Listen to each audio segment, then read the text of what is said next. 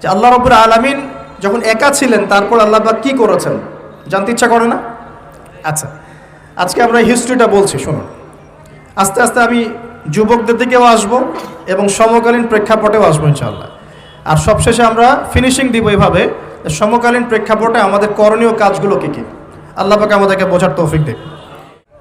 আসসালামু আলাইকুম ওয়া রাহমাতুল্লাহি ওয়া বারাকাতুহু।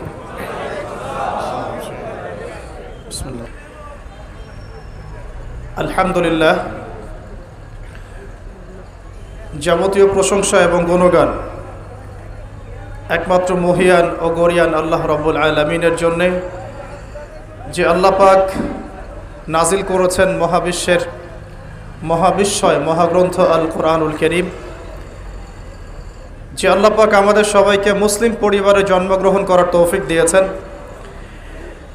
এবং নবী মুহাম্মদ সাল্লাল্লাহু আলাইহি ওয়াসাল্লামের উম্মত হওয়ার সৌভাগ্য দিয়েছেন। সকলেই বলে আলহামদুলিল্লাহ। অগণিত অসংখ্য দরুদ এবং সালাত বর্ষিত হোক মহান আল্লাহ প্রেরিত সর্বশেষ এবং চূড়ান্ত নবী, মানবতার মুক্তির দূত মুহাম্মদুর রাসূলুল্লাহ সাল্লাল্লাহু আলাইহি ওয়াসাল্লামের প্রতি।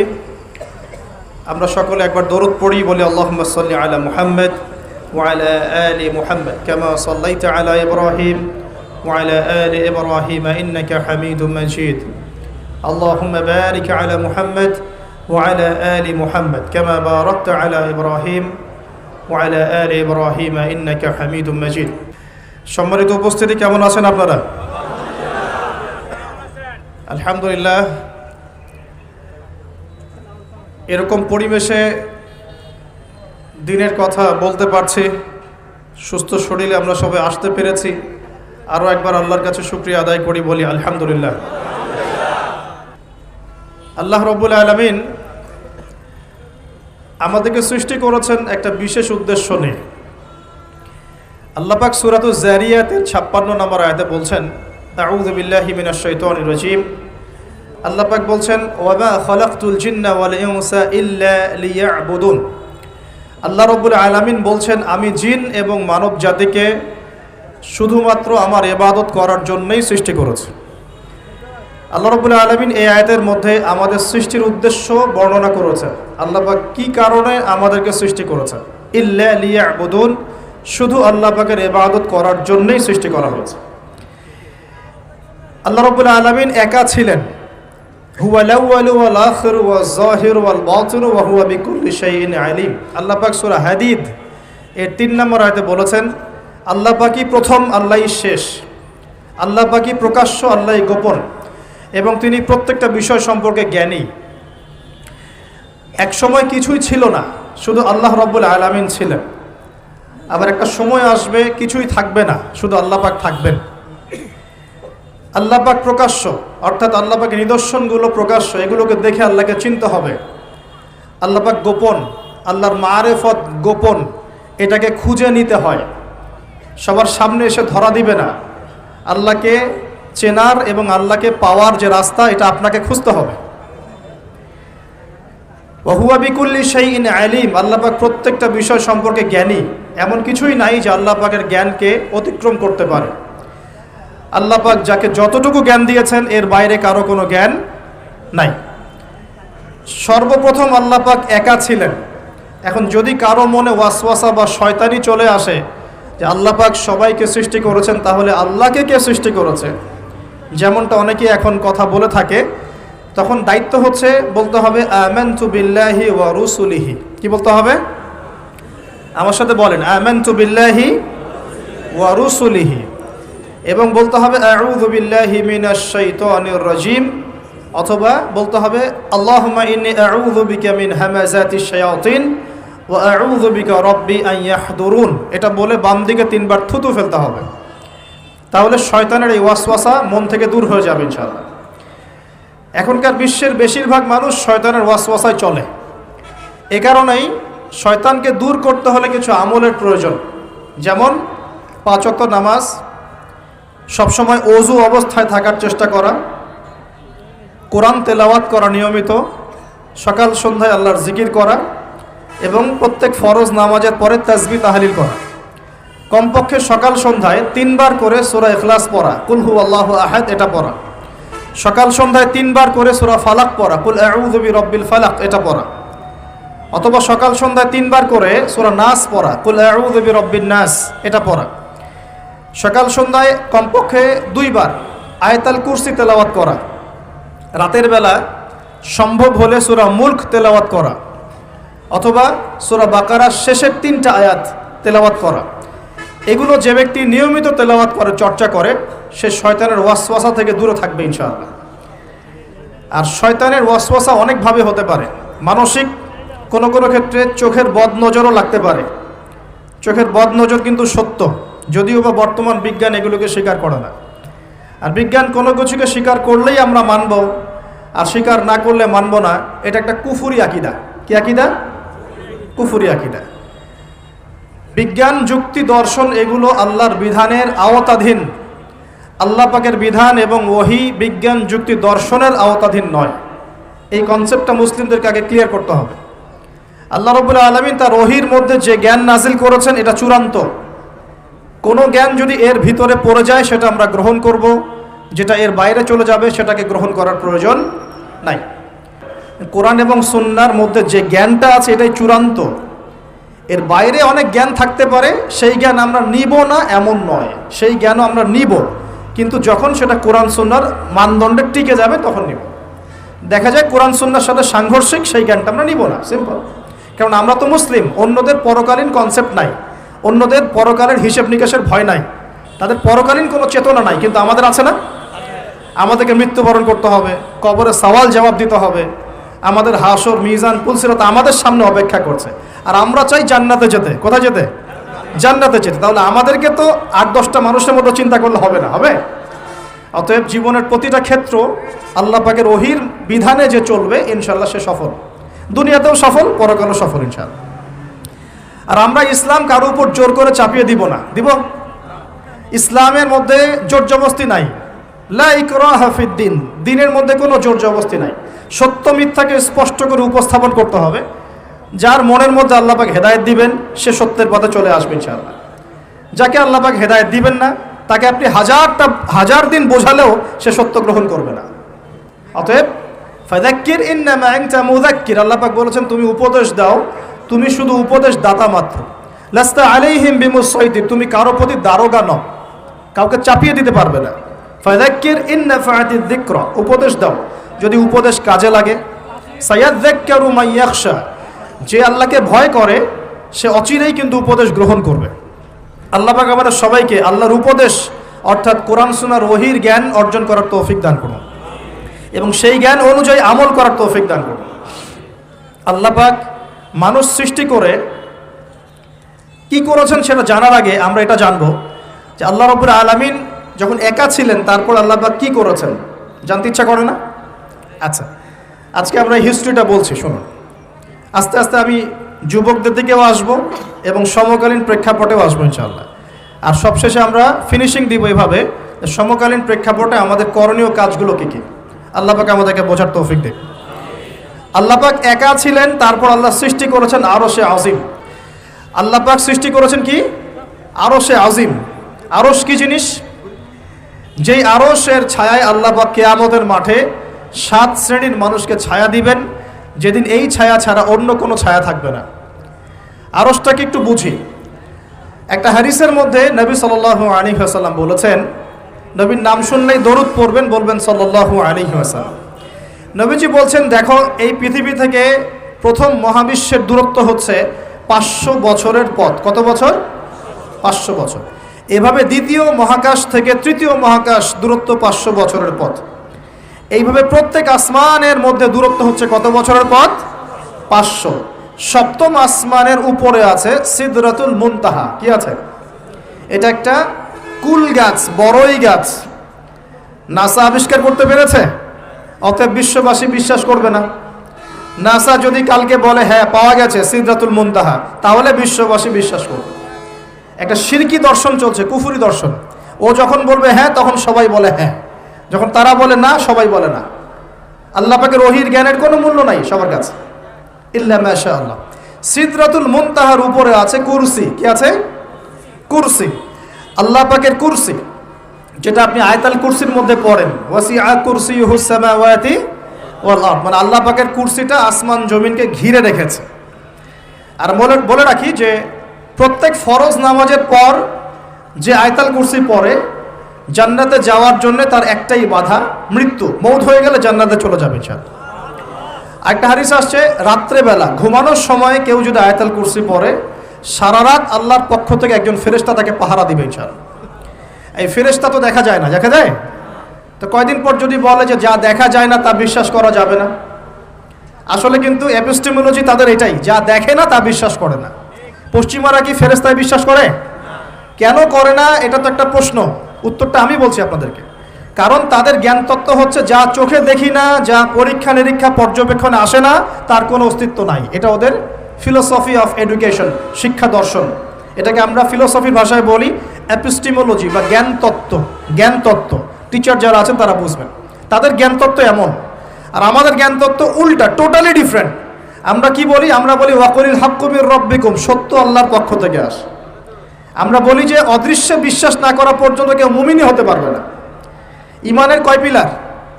ইমানের কয় পিলার? 6 পিলার।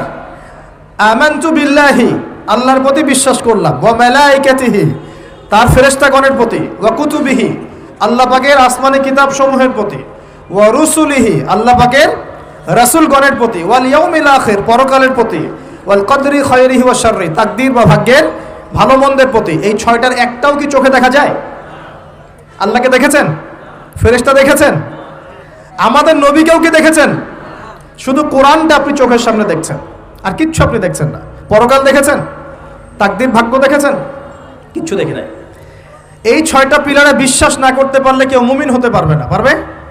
আলিফ লাম মিম যালিকাল কিতাবু লা রাইবা ফি হুদাল লিল মুত্তাকিন, কারা মুত্তাকি? আল্লাযীনা ইউমিনুনা বিল গায়বি, এই যে 6টা গায়েবে যারা বিশ্বাস করে এরা হলো মুমিন মুত্তাকি। তাহলে আমাদের জ্ঞানের ভিত্তিটা কি? আমরা অদৃশ্যে বিশ্বাস করি, আর ওদের জ্ঞানের ভিত্তি হচ্ছে ওরা চাক্ষুষ যা দেখে তাতে বিশ্বাস করে। এই জায়গাতেই তো পার্থক্য জ্ঞানতাত্ত্বিক। এই কারণেই ওরা ফেরেশতায় বিশ্বাস করে না, আল্লাহ বিশ্বাস করে না, নবী রাসূলগণে বিশ্বাস করে না। তারা বলছে আল্লাহর সন্তান আছে, নাউযুবিল্লাহ। হ্যাঁ, তারা আসমানি কিতাবে বিশ্বাস করছে না, তার ধর্মের কনসেপ্টে বিশ্বাস করছে না। তারা পরকাল, পুনরুত্থান, হাসর, কিয়ামত, মিজান, পুলসিরাত কিছুই বিশ্বাস করে না। বিশ্বাসগত পার্থক্য এখানে। এখন মুমিন মুসলিম হিসাবে আমরা বিশ্বাস করি আল্লাহ পাকের ফেরেশতা আছে না নাই? আছে। এখন এই ফেরেশতারা 8জন ফেরেশতা, বড় বড় 8জন ফেরেশতা, তারা আল্লাহ পাকের আরশটাকে ধরে রেখেছে। কয়জন ফেরেশতা? 8জন। এই 8জন ফেরেশতা আল্লাহর আরশকে টেনে নিয়ে আসবে কিয়ামতের মাঠে। বলেন সুবহানাল্লাহ। আল্লাহ পাকের এমনও ফেরেশতা আছেন যারা একটা ফুৎকার দিবে, জাস্ট একটা ফু, এক ফুৎকারে পুরো মহাবিশ্ব ধ্বংস হয়ে যাবে। এত শক্তিশালী ফেরেশতা আছে আল্লাহ পাকে। আমরা যখন মায়ের গর্ভে ছিলাম, এরকম একজন ফেরেশতাই আল্লাহর পক্ষ থেকে রূহ নিয়ে এসে মায়ের গর্ভে ফুঁকে দিয়েছে এবং আল্লাহর হুকুমে 4টা বিষয় লিখে দিয়েছে। আমরা প্রত্যেকে যখন মায়ের গর্ভে ছিলাম, বয়স ছিল 4 মাস 10 দিন। আমরা তো সব ভুলে গেছি এখন, এগুলো মাত্র 4 মাস 10 দিন। এখন শরীরে শক্তি আছে তো, এই জন্য শৈশব, বাল্যকাল সব ভুলে গেছি। আবার একদিন শরীরে শক্তি থাকবে না, তখন আবার আল্লাহ আল্লাহ করা শুরু করবে। 2 দিন ডায়রিয়া হলেই আল্লাহ আল্লাহ শুরু হয়ে যায়। যখন মানুষ সুস্থ থাকে আল্লাহর বিরুদ্ধাচারণ করে, আল্লাহ বলতে কেউ নাই। ঠিক আছে? তো ওই ফেরেশতা লিখে দিয়েছেন 4টা জিনিস আল্লাহর পক্ষ থেকে। 1, সেই ব্যক্তির হায়াত কতটুকু হবে। 2, দুনিয়াতে রিজিক পাবে, কি কি রিজিক পাবে। 3 নাম্বার, তার কাজগুলো কি কি হবে, দুনিয়ায় কি কি কাজ করবে সে। আর 4 নাম্বার, তার সৌভাগ্য, সে সৌভাগ্যবান হবে না দুর্ভাগ্যবান হবে, মানে জান্নাতি হবে না জাহান্নামী হবে। এটা লিখে দেওয়া হয়ে গেছে। এখন এরকম 8জন বড় বড় ফেরেশতা আল্লাহর আরশটাকে ধরে রেখেছেন। আর আমরা বলছি কুরসির কথা। এই কুরসি আসমান জমিনকে ঘিরে আছে। আর আয়াতুল কুরসি যে ব্যক্তি তেলাওয়াত করবে ইনশাআল্লাহ তাআলা, আল্লাহর পক্ষ থেকে একজন ফেরেশতা তাকে সারা রাত পাহারা দিবে ইনশাআল্লাহ। এই কুরসির উপরে কি আছে? এই কুরসির উপরে আছে মহাসাগর। কি আছে? অ্যামেজিং না? কখনো শুনেছেন? কুরসির উপরে আছে মহাসাগর। কানা আরশুহু আলাল মা, আল্লাহ পাক সূরা হুদের মধ্যে বলেছেন আল্লাহর আরশটা ছিল পানির উপরে। কিসের উপরে? এই মহাসাগরের গভীরতা নবীজি বলছেন এটা হচ্ছে 500 বছরের পথ। কত বছর? 500 বছর গভীর। আর আমরা যে সাগর দেখি, এই সাগরের নিচে কি আছে কে বলতে পারবে? এই সাগরের নিচে কি আছে? এই সাগরের নিচে আছে আগুন। কি আছে? আগুন। কিয়ামতের মাঠে এই বঙ্গোপসাগরে আগুন লেগে যাবে। মানুষ কি বিশ্বাস করতে পারে? এখন যে সাগরটা দেখছেন পানি ভর্তি মহাসাগর, এখানে আগুন লেগে যাবে, আগুন দিয়ে সাগর জ্বলতে থাকবে। কিয়ামত যদি কেউ চোখে দেখতে চায়, সে যেন সূরা তাকবীর পড়ে। কোন সূরা? সূরা তাকবীর। আমপারায় দেখবেন সূরা তাকবীর আছে। ইযা শামসু কুবিরাত ওয়া ইযা নুজুমু কাদারাত ওয়া ইযাল জিবালু সুয়িরাত ওয়া ইযাল ইশারু উতিলাত ওয়া ইযাল উহুশু হুশিরাত ওয়া ইযাল বিহারু ফুজ্জিরাত। এই যে একটা বলছিলাম। তো প্রিয় ভাইরা, সাগর নিয়ে দুটো কথা বলেই দেই। সেটা হলো আল্লাহ পাকের সমস্ত সৃষ্টি আল্লাহ পাকের তাসবিহ পাঠ করে, এমনকি এই সাগরও আল্লাহর তাসবিহ পাঠ করে। এবং প্রতিটা সৃষ্টি পরকালে সাক্ষী হয়ে থাকবে। ওই সাগরের কিনারে দাঁড়িয়ে যারা ন্যাংটা হয়ে নগ্ন হয়ে দাঁড়িয়ে আছে, গোসল করছে, সাগর তাদের বিরুদ্ধে সাক্ষী দিবে। ওখানে দাঁড়িয়ে যারা গাঁজা খাচ্ছে, ফেন্সিডিল খাচ্ছে, ইয়াবা খাচ্ছে, গান বাজনা করছে, সাগর ওদের বিরুদ্ধে সাক্ষী দিবে। এই যে আজকে যেখানে বসে আমরা ওয়াজ মাহফিল করেছি, দিনের কথা বলেছি, এই মাটি কালকে আমাদের সাক্ষী দিবে এখানে ভালো কিছু হয়েছে। গোপনে যেখানে জেনা করেছেন পতিতালয়ে, সেই পতিতালয়ের মাটি আপনার বিরুদ্ধে সাক্ষী দিবে। আল্লাহ পাকের প্রত্যেকটা সৃষ্টি আল্লাহর কাছে সাক্ষী প্রদান করবে আমাদের বিরুদ্ধে অথবা পক্ষে। আল্লাহ আমাদেরকে বোঝার তৌফিক দান করবে। সাগর থেকে শেখার অনেক কিছু আছে। সে নীরবে আল্লাহ পাকের হুকুম পালন করে যায়। কখনো কি সে হুকুম পালন করতে থেমে যায়?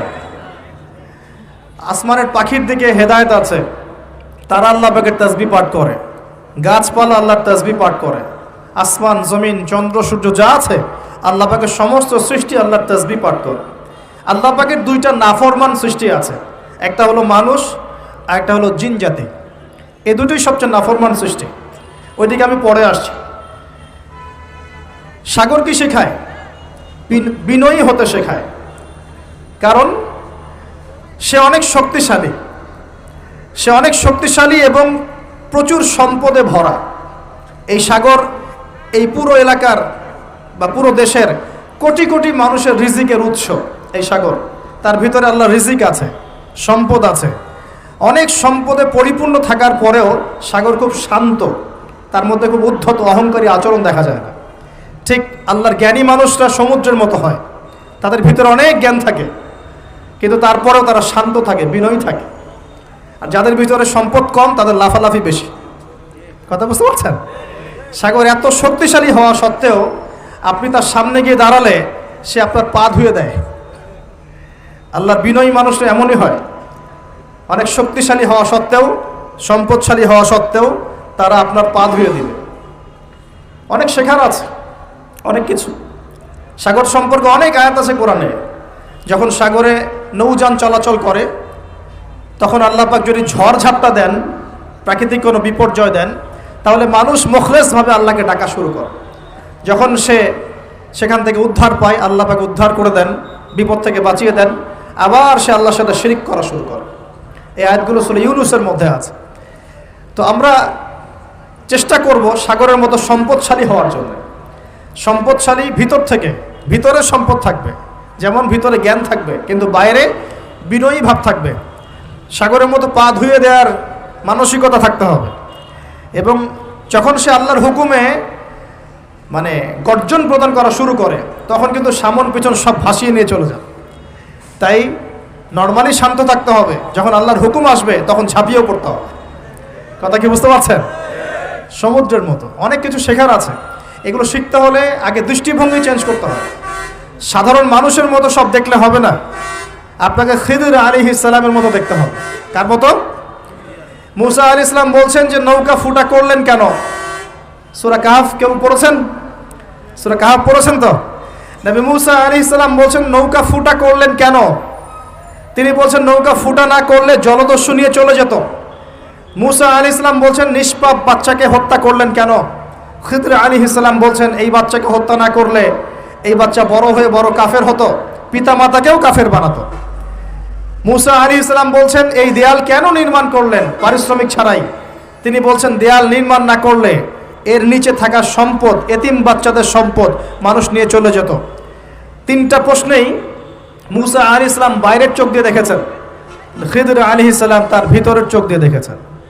এই যুগে যদি আপনি ফিতনা চিনতে চান, তাদের প্ল্যানগুলো বুঝতে চান, স্বাভাবিক দৃষ্টিভঙ্গি দিয়ে দেখলে হবে না, ভিতরের চোখ দিয়ে দেখা শিখতে হবে। এটা সবচেয়ে বড় কথা আজকের মাহফিলে। দৃষ্টিভঙ্গি চেঞ্জ করতে হবে, তারপরে আপনি ফিতনা ধরতে পারবেন, সমাধানও খুঁজে বের করতে পারবেন ইনশাআল্লাহ। তবে বাস্তবতা কি জানেন? বাস্তবতা হচ্ছে খিদির আলাইহিস সালামের মতো মানুষদেরকে এই সমাজ মূল্যায়ন করে না। যাদের মধ্যে খিদিরের মতো অন্তর্দৃষ্টি আছে তাদেরকে সমাজ মূল্যায়ন করে না, তাদেরকে মানুষ বলে পাগল। যেমন নবী সাল্লাল্লাহু আলাইহি ওয়াসাল্লামকেও মানুষ বলেছিল মাজনুন, পাগল হয়ে গেছে। নবী সাল্লাল্লাহু আলাইহি ওয়াসাল্লামকেও মানুষ বলছে সাহের, জাদুকর, মাজনুন, ফারিকুল জামাআ, বলছে সাবিঈ, কত কথা বলেছে। আল্লাহ পাক আমাদের সবাইকে কোরআন সুন্নাহ ভিত্তিক জ্ঞান অর্জন করার তৌফিক দেখ এবং খিদর আলাইহিস সালামের মতো অন্তর্দৃষ্টি লালন করার তৌফিক দান করুন। এই মহাসাগরের অস্তিত্ব আছে যেটা কুরসির উপরে, এর উপরে আল্লাহ রাব্বুল আলামিনের আরশে আজিম, যেটাকে টেনে নিয়ে আসবে কতজন ফেরেশতা? 8 জন। আগে হাদিসটা শুনি। আল্লাহ পাক বলেছেন, দুঃখিত, নবী সাল্লাল্লাহু আলাইহি ওয়াসাল্লাম বলেছেন কিয়ামতের মাঠে আল্লাহ পাক 7 শ্রেণীর মানুষকে এই আরশের ছায়ায় ছায়া দিবেন। কত শ্রেণী? যুবক ভাইরা হাদিসটা খুব ভালো করে শোনেন, কারণ এখানে সবগুলো হওয়ার মতো সম্ভাবনা আপনার আছে। 7টা শ্রেণীর অন্তর্ভুক্ত হওয়ার সম্ভাবনাই যুবকদের আছে, সবার নাই। 1 নম্বর হচ্ছে ন্যায়পরায়ণ শাসক। সুযোগ আছে তো? শাসন ক্ষমতা খারাপ কিছু না, কিন্তু শাসন ক্ষমতা পেয়ে যদি মানুষ ন্যায় বিচার করে ভালো, যদি জুলুম করে তাহলে আল্লাহর সামনে জবাবদিহি করতে হবে। That's all. 2 নম্বর সেই ব্যক্তি যার অন্তর মসজিদের সাথে ঝুলন্ত থাকে। কার সাথে? মোবাইলের সাথে না। কার সাথে? এখন অন্তর কার সাথে ঝুলন্ত থাকে? মোবাইলের সাথে। মসজিদের সাথে অন্তর ঝুলন্ত মানে কি? এটা কি সত্যি সত্যি কলিজে ঝুলা আছে না রূপকথা? মানুষ তো রূপক অর্থ বুঝতে পারে না এখন। মানে আপনি নামাজের জন্য, জামাতে নামাজ পড়ার জন্য উদ্গ্রীব হয়ে থাকেন, এটা হলো মসজিদের সাথে ঝুলন্ত হৃদয়। এরপর সেই ব্যক্তি, সেই যুবক যে তার যৌবনকালটা আল্লাহ পাকের ইবাদতে কাটিয়ে দিয়েছে। সুযোগ আছে না? আছে কি নাই? যুবকদের সুযোগ আছে কি নাই? 4 নাম্বার সেই ব্যক্তি বা সেই 2 ব্যক্তি যারা একে অপরকে আল্লাহর জন্য মহব্বত করে। বয়ফ্রেন্ড গার্লফ্রেন্ড ট্রেডিশন বলা হচ্ছে না, বয়ফ্রেন্ড গার্লফ্রেন্ডের হারাম জেনার ভালোবাসা বলা হচ্ছে না। কি বলা হচ্ছে? দিনের জন্যে, আল্লাহর জন্যে দুজন পরস্পরকে ভালোবাসে, আল্লাহর জন্যেই বিচ্ছেদ ঘটে। 5 নাম্বার সেই ব্যক্তি যাকে, যুবক ভাই শোনেন ভালো করে, সেই ব্যক্তি যাকে কোনো সুন্দরী নারী জেনার জন্য ডাকে, সুন্দরী উচ্চ বংশের কোনো মেয়ে নিজেই জেনা করার জন্য ডাকে, কিন্তু যুবক বলে আমি আল্লাহকে ভয় করি, ইন্নী আখাফুল্লাহ, আমি আল্লাহকে ভয় করি। এরকম যুবক আছে এখনো বাকি সমাজে? এখন তো ইচ্ছা করেই মানুষ জেনা করে। এখন তো জেনা এত সহজ, মানুষ 1000, 1500, 2000 টাকা দিয়ে জেনা করতে পারে। এই সমাজে জেনা সহজ, বিয়ে হয়েছে কঠিন। এই সমাজে জেনাটা সহজ হয়ে গেছে, বিয়েটা কঠিন হয়ে গেছে। এই জন্য বিয়ের ঝামেলা অনেকে যেতে চায় না। জেনা করেই তো আমি যা উদ্ধার করার করছি, নিজের পায়ে দাঁড়াতে হবে, এই লাগবে সেই লাগবে, সুবহানাল্লাহ। কিন্তু প্রিয় ভাই মনে রাখবেন, যদি আপনি জেনা থেকে বেঁচে থাকতে পারেন, আল্লাহ পাক আপনাকে সাক্ষাৎ মৃত্যুর হাত থেকেও বাঁচাতে পারেন। এটা আমি এমনি এমনি বলি নাই, আমি দলিল দিচ্ছি। জেনা এমন একটা পাপ, যেই পাপ থেকে যদি কোনো যুবক নিজেকে বাঁচাতে পারে, আল্লাহ পাক তাকে সাক্ষাৎ মৌতের হাত থেকেও বাঁচাতে পারবে ইনশাআল্লাহ। কিভাবে?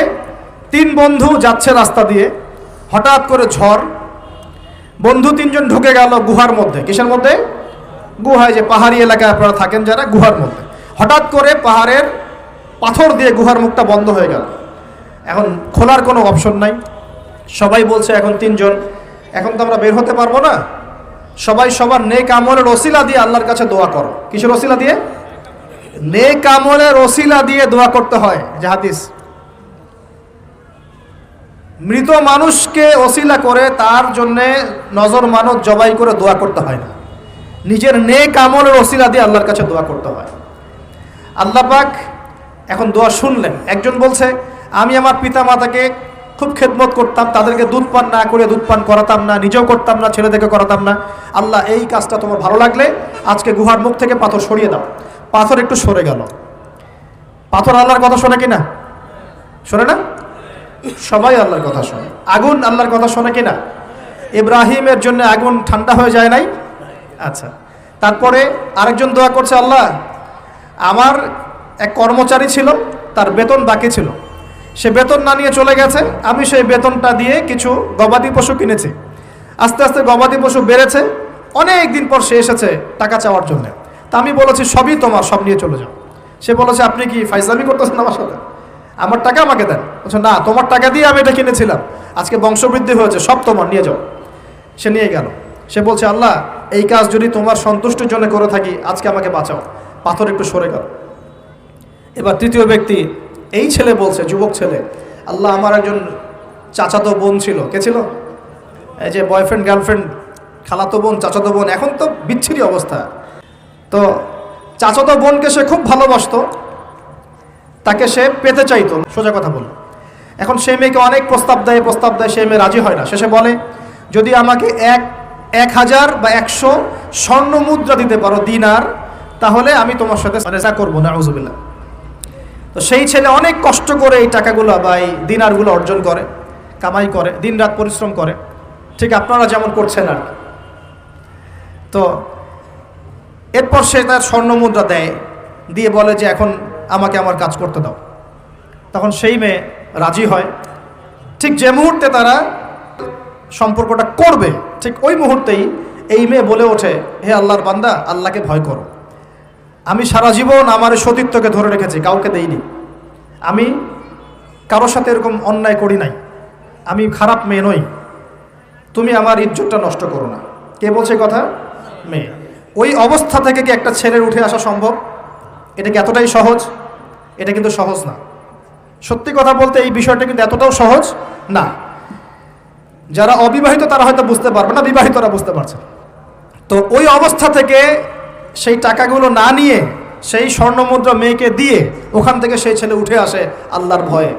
সে এখন গুহার মধ্যে আটকা পড়েছে, আল্লাহকে বলছে, আল্লাহ, ওই দিন ওই কাজ যদি তোমার সন্তুষ্টির জন্য করে থাকি, আজকে আমাকে মৃত্যুর হাত থেকে বাঁচাও। সমস্ত পাথর ধপধপ করে সরে গেল গুহার মুখ থেকে। এটা কিন্তু কোনো গাল গল্প না, এটা বনু ইসরাইলের ঘটনা, সত্য ঘটনা। এই হাদিস থেকে আমি আপনাকে দলিল দিচ্ছি যে যদি তার মতো পাপ থেকে আমি সরে আসতে পারি, সাক্ষাৎ মৌত থেকে আল্লাহ বাঁচাতে পারে। প্রিয় ভাই, সেই যুবক আরশের ছায়া ছায়া পাবে যে তার যৌবনকালটাকে আল্লাহর পথে কাটিয়েছে, এবং যাকে কোনো সুন্দরী মেয়ে জেনার আহ্বান করে, সে বলে আমি আল্লাহকে ভয় করি। আমরা তওবা করি, আমরা কোনো প্রকার জেনার পাপে যাব না ইনশাআল্লাহ। যদি হারাম কোনো সম্পর্ক থেকে থাকে, আজকেই এই নাম্বার ডিলিট করে ফেলতে হবে। আল্লাহ পাক তৌফিক দান করুন। ডিলিট করার আগে আবার ফোন করে বলেন না যে আজকে থেকে আর কথা বলবো না, তাহলে এই কথা আর কোনোদিন শেষ হবে না। একবারই বন্ধ, ডিসকানেক্টেড। কার জন্যে? আল্লাহর জন্যে। এবং এটা করার পরে আল্লাহকে বলতে হবে, আল্লাহ, শুধু তোমার ভয়ে এবং তোমার সন্তুষ্টি পাওয়ার জন্যে আমি জানা থেকে বেরিয়ে আসলাম। আল্লাহ, তুমি আমাকে হেদায়েত দাও, ঈমান দাও, আমল দাও, এবং তোমার রাস্তায় আমাকে বেহিসাব রিজিক দাও। এবং নেককার কুমারী, নেককার প্রেমময়ী, তাকওয়াবান, মুত্তাকি একজন স্ত্রী আল্লাহ তুমি আমাকে দান করো। ইনশাআল্লাহ আল্লাহ পাক আপনাকে দান করো। আল্লাহ পাক দান করো। আল্লাহ পাকের জমিন প্রশস্ত, আল্লাহর হাত প্রশস্ত। আল্লাহর হাতকে সংকীর্ণ মনে করবেন না, আল্লাহর জমিনকে সংকীর্ণ মনে করবেন না। আল্লাহ পাক যাকে ইচ্ছা বেহিসাব রিজিক দিতে পারে ইনশাআল্লাহ। আল্লাহ পাক আমাদের সবাইকে বেহিসাব রিজিক দান করুন বলি আমিন। আর কে? আর সেই ব্যক্তি যে এত গোপনে দান করে, যার বাহাত জানে না ডান হাত কি দান করেছে, যার বাহাত জানে না ডান হাত কি দান করেছে। আমাদের মতো নয় যে 10,000 টাকা দান করলে সবাইকে না জানানো পর্যন্ত ঘুম হচ্ছে না, এমন নয়।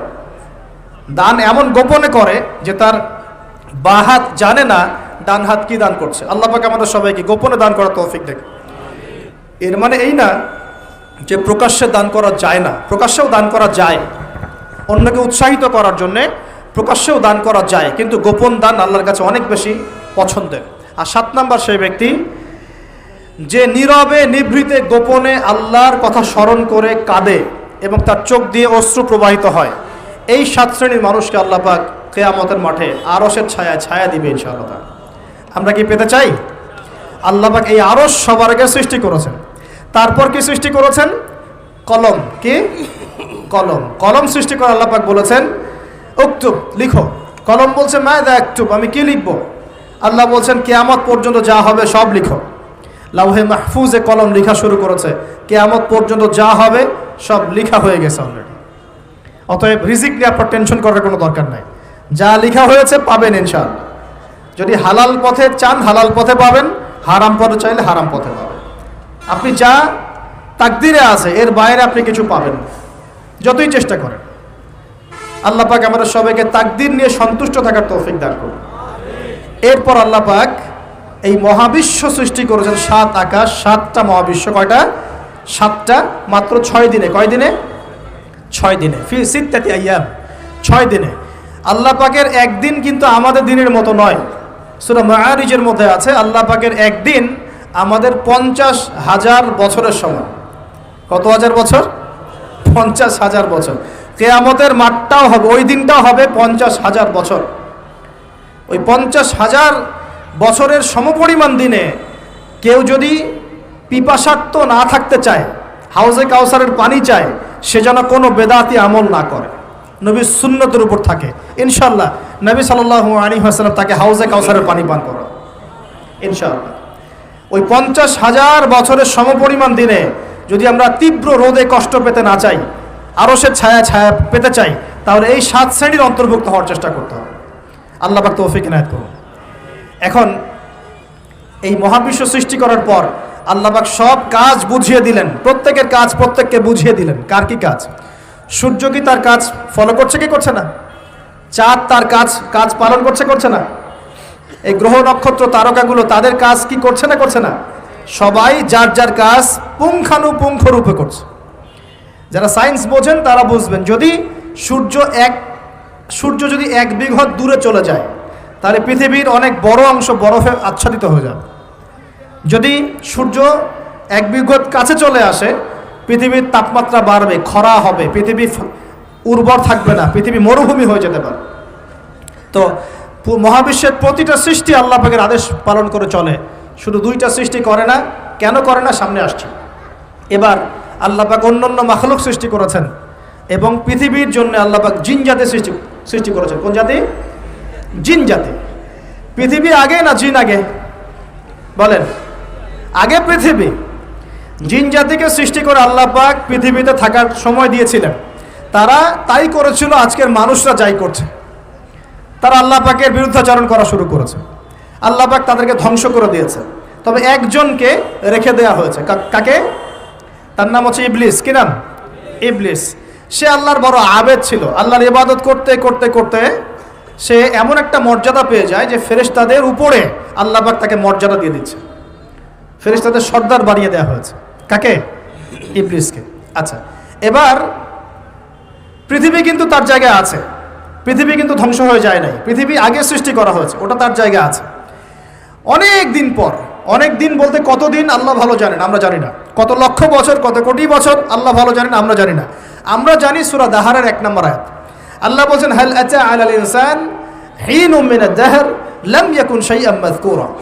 মানুষের উপরে এমন সময় চলে গেছে যে মানুষ একটা আলোচ্য বিষয় ছিল না, এই মহাবিশ্বে অস্তিত্বই ছিল না মানুষের। এমন সময় মানুষের উপর চলে গেছে। আমরা এখন মনে করি মানুষই সব কিছু, নাকি? আল্লাহ বলছেন একটা সময় ছিল মানুষের অস্তিত্বই ছিল না। আল্লাহ পাক বহুদিন পরে এবার ফেরেশতাদেরকে ডাকলেন, ডেকে বলছেন ওয়াইজ ক্বালা রাব্বুকা লিল মালায়েকা ইন্নী জাঈলুন ফিল আরদি খলিফা। হে আমার ফেরেশতারা, আমি ওই জমিনে, পৃথিবীতে, আরদে আমি আমার খলিফা পাঠাতে চাই। কি চাই? খলিফা পাঠাতে চাই। আল্লাহর খলিফাকে এক কথায় যে আল্লাহর হুকুম মেনে চলে, যে আল্লাহর হুকুম মেনে চলে এবং প্রতিষ্ঠা করে, ন্যায় বিচার প্রতিষ্ঠা করে, সে আল্লাহর খলিফা। যে আল্লাহর হুকুম মানে না, প্রচার প্রসার প্রতিষ্ঠাও করে না, ন্যায় বিচারও করে না, সে আল্লাহর খলিফা নয়, শয়তানের খলিফা। কথা ক্লিয়ার? আচ্ছা, এবার ফেরেশতারা কি বলছেন? ফেরেশতারা বলছেন আতাজআলু ফিহা মান ইউফসিদু ফিহা ওয়া ইয়াসফিকু দিমা আপনি কি এমন কাউকে সৃষ্টি করতে যাচ্ছেন যে পৃথিবীতে গিয়ে ফিতনা ফাসাদ করবে আর রক্তপাত ঘটাবে? কয়টা কাজ করবে? দুইটা। ফিতনা ফাসাদ করবে, রক্তপাত ঘটাবে। আজকে সারা দুনিয়ায় মানুষ ফিতনা করছে কি না? পরিবেশ বিপর্যয় করছে, পলিটিক্সে ফিতনা, ইকোনমিক্সে ফিতনা, সমাজে ফিতনা, কালচারে ফিতনা, এখন এডুকেশনেও ফিতনা, সবখানেই ফিতনা। তো এইটাই ফেরেশতারা বলেছিলেন যে মানুষ ফিতনা সৃষ্টি করবে। আর কি করবে? রক্তপাত ঘটাবে। সারা বিশ্বে রক্তপাত ঘটাচ্ছে কি না মানুষ? ঘটাচ্ছে না? এই তো প্রথম বিশ্বযুদ্ধে কত মানুষ মারা গেছে? 3 থেকে 4 কোটি। 3 থেকে 4 কোটি। নবী সাল্লাল্লাহু আলাইহি ওয়াসাল্লাম এবং সাহাবীরা যত যুদ্ধ করেছেন ইসলামের জন্য, সবগুলো যুদ্ধের পরিসংখ্যান মিলালে 10,000 মানুষও মারা যায় নাই। 10,000ও না। আর তোমাদের শুধু প্রথম বিশ্বযুদ্ধেই 3 থেকে 4 কোটি মানুষ মারা গেছে। তো যারা বলে ইসলাম তরবারির জোরে ছড়িয়েছে, তাদের এইসব কথা বলার কোনো অধিকার নাই। এতে লজ্জা করা উচিত। কারণ শুধু ফার্স্ট ওয়ার্ল্ড ওয়ারেই 3 থেকে 4 কোটি মানুষকে তারা মেরে ফেলেছে। আমরা কি তরবারের জোরে ইসলাম প্রচার করেছি, নাকি আদর্শের জোরে হয়েছে? আদর্শ দেখে, মুসলিমদের চরিত্র দেখে, তাদের চারিত্রিক মাধুর্য দেখে, কোরআন সুন্নাহর প্রামাণ্যতা দেখে লক্ষ লক্ষ মানুষ ইসলাম কবুল করেছে, আলহামদুলিল্লাহ। এখনও করছে, আলহামদুলিল্লাহ। এখন যে সারা বিশ্বে মানুষ মুসলিম হচ্ছে, কোন জায়গায় মুসলিমরা গলার জোরে, তরবারের জোরে ইসলাম প্রচার করছে দেখান দেখি। এখন কি বিশ্বে মানুষ মুসলিম হচ্ছে না? হচ্ছে কি না? এখন কি আমরা যুদ্ধ করছি? তরবারি দিয়ে ওদেরকে ধরে রেখেছি, এই ইসলাম কবুল কর, এটা বলেছে? প্রিয় ভাইরা, যেটা বলতে চাচ্ছিলাম, ফেরেশতারা বলেছেন রক্তপাত ঘটাবে আর ফাসাদ সৃষ্টি করবে। তারা কি সঠিক না ভুল? ফেরেশতারা সঠিক না ভুল? সঠিক। তারা কি গায়েব জানতেন? উত্তর না। তারা কিসের আলোকে বলেছেন? ওই যে বাসিরা, দূরদর্শিতা। জিন জাতি যা করেছে এরা তো তাই করতে পারে।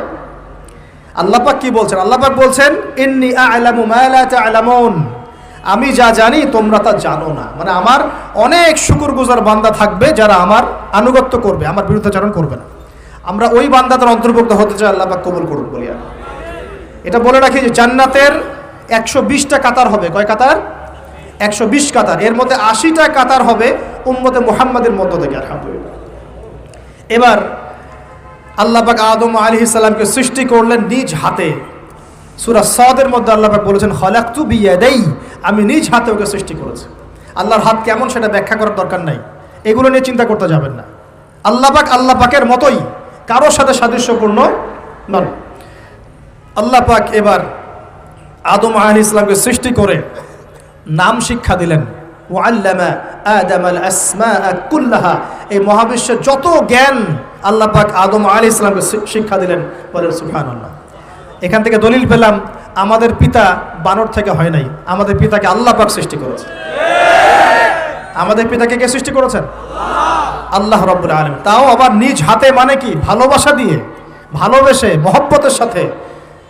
এই খলাকতু বিয়াদাই, আমি নিজ হাতে সৃষ্টি করেছি, এই কথা মানুষ ছাড়া, আদম আলাইহিস সালাম ছাড়া অন্য কারোর জন্য আল্লাহ পাক বলেন নাই।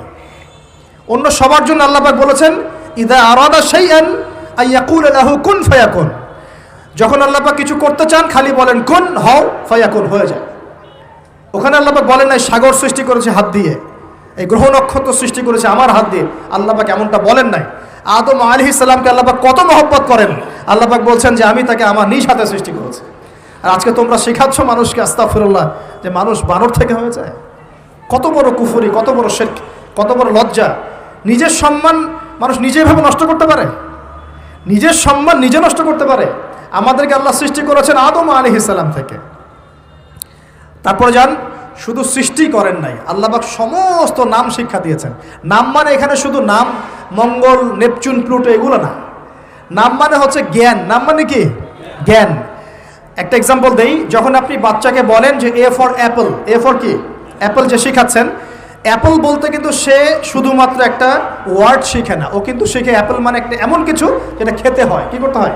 খেতে হয়। যখন আপনি শেখান এ ফর অ্যান্ট, ও বুঝতে পারে অ্যান্ট হচ্ছে একটা সৃষ্টি, এটা চলাচল করে, কালো কালো দেখতে, ও কিন্তু মাথার মধ্যে ওটা ছবি এঁকে নেয়।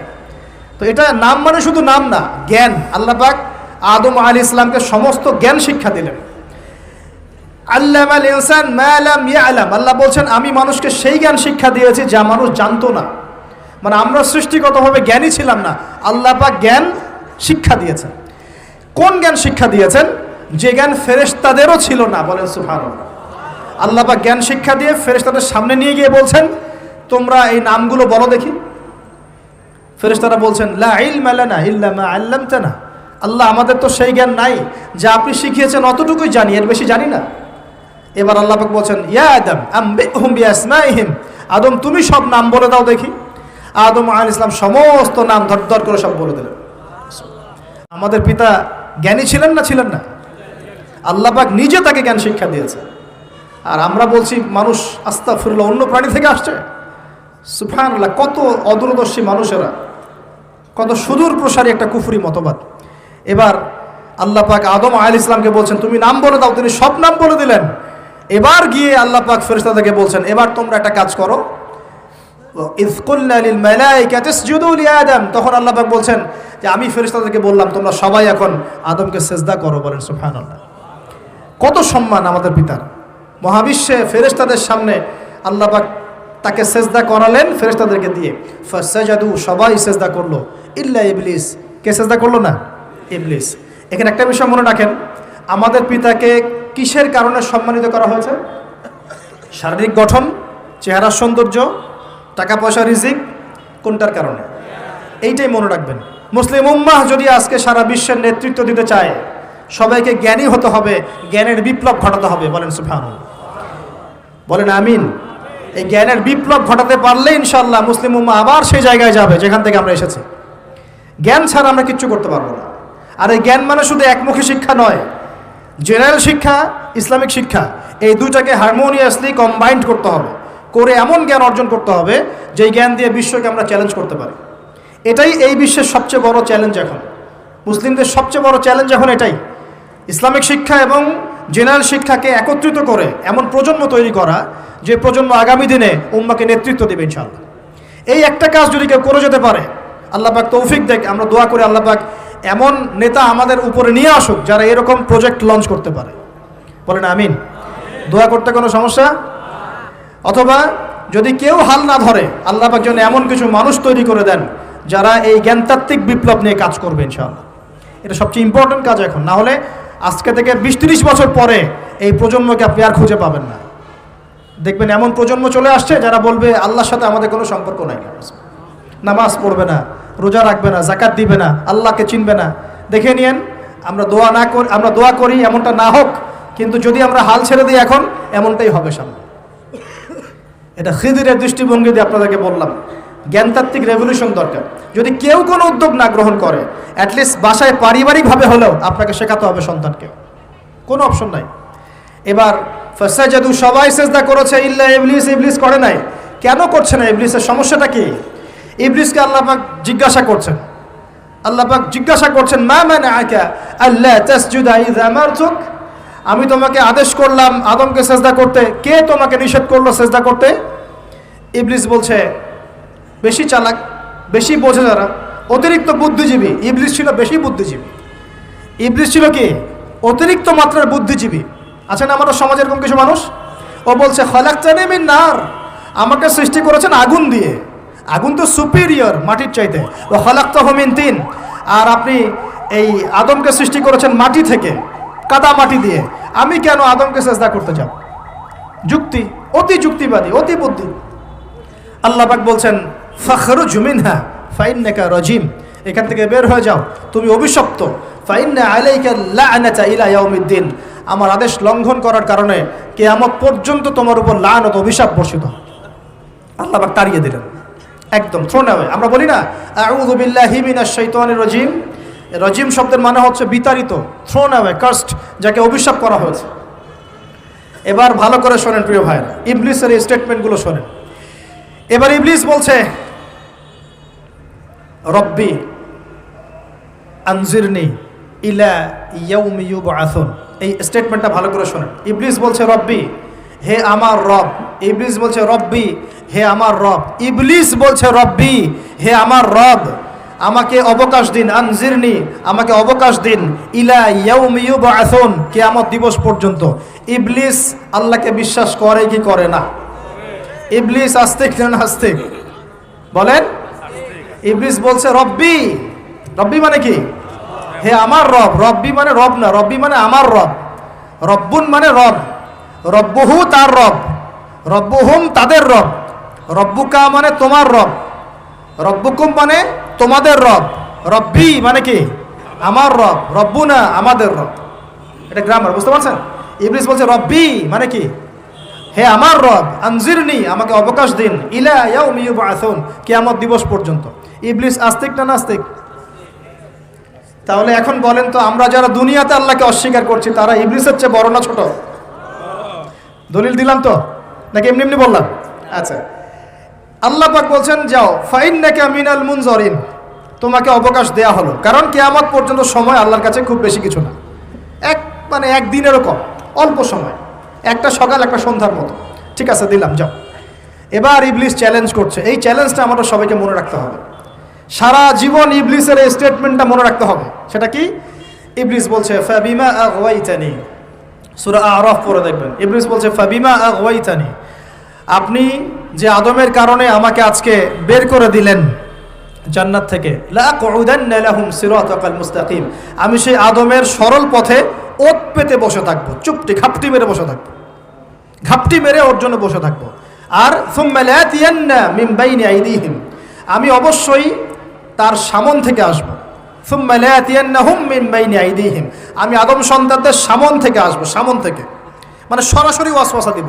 ওয়া মিন খালফিহিম, পেছন থেকে আসবো মানে পিছন থেকে ওয়াসওয়াসা দিব। ওয়া আন আইমানিহিম, ডান দিক থেকে ওয়াসওয়াসা দিব। ওয়া আন শামাইলিহিম, বাম দিক থেকে আসবো। ওয়ালা তাজিদু আকসারাহুম শাকিরিন, আপনি বেশিরভাগ আদম সন্তানকে শুকরগুজার পাবেন না। ইবলিস ঠিক বলেছে না ভুল বলেছে? বেশিরভাগ মানুষ নামাজ পড়ে না, বেশিরভাগ মানুষ সুদ খায় কি খায় না, বেশিরভাগ মেয়ে এখন বেপরদায় চলে কি চলে না, বেশিরভাগ মানুষ এখন অন্যায় করে কি করে না, বেশিরভাগ মানুষই আল্লাহ থেকে দূরে চলে। ইবলিস কিন্তু ঠিকই বলেছে, ঠিক বলে নাই?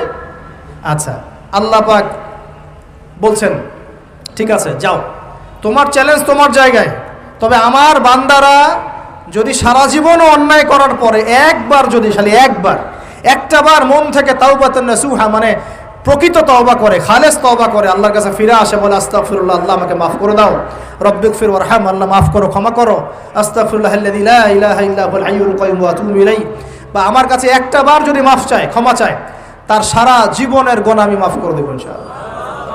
আর কি চাই? ওই যে বললাম না, আমাদেরকে ভালোবেসে আল্লাহ সৃষ্টি করেছেন। এবার ইবলিস চলে গেল, আর আদম আলাইহিস সালামের পাঁজর থেকে আল্লাহ পাক সৃষ্টি করলেন হাওয়া আলাইহিস সালাম। বলে সুবহানাল্লাহ। কারণ সঙ্গিনী ছাড়া আমরা চলতে পারবো না। পারবো? যারা চিরকুমার সঙ্গে নাম লেখাচ্ছ, এগুলো থেকে বের হয়ে আস। এখন চিরকুমার থাকার টেন্ডেন্সি মানুষের, চিরকুমার থাকতে হবে কেন? সঙ্গীর দরকার আছে কি নাই? আছে। একা একা লাগে, মানুষ একা একা চলতে পারে না। ইব্রাহিম আলাইহিস সালাম একা চলে আসছেন, তার সাথে সারা আলাইহিস সালাম ছিলেন। আমাদের নবীজি যখন একা, তার সাথে খাদিজা রাদিয়াল্লাহু আনহা ছিলেন। ঠিক আছে? ঠিক একইভাবে আদম আলাইহিস সালাম একা একা জান্নাতে, আল্লাহ পাক তার পাঁজর থেকে সৃষ্টি করলেন কাকে? হাওয়া আলাইহিস সালাম। বলে রাখি, হাওয়া আলাইহিস সালাম ছিলেন পৃথিবীর সবচেয়ে সুন্দরী নারীদের একজন। দুজন নারীকে সবচেয়ে সুন্দরী বলা হয়। কয়জন? একজন হাওয়া আলাইহিস সালাম, আর একজন ইব্রাহিম আলাইহিস সালামের স্ত্রী সারা আলাইহিস সালাম। মনে থাকবে?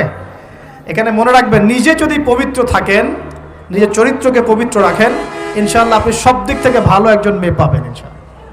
নিজের চরিত্র ঠিক থাকবে না, জেনা করবেন, 10 ঘাটের পানি খেয়ে আসবেন, দেখবেন যাকে বিয়ে করেছেন ও 15 ঘাটের পানি খেয়ে আসে। সতর্ক থাকবেন, আল্লাহ পাক হেফাজত করুন বলি আমিন। এবার তারা দুজন জান্নাতে থাকতে লাগলেন। আল্লাহ পাক বলছেন, একটু মনোযোগ দেন, আল্লাহ বলছেন যে তোমরা দুজন জান্নাতে থাকো।